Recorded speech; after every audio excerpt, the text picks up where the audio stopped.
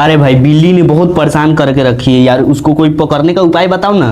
रुक जा, ये देख।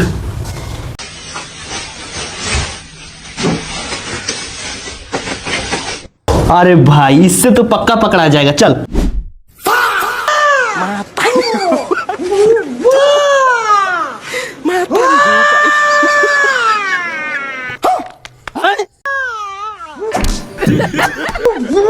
It is.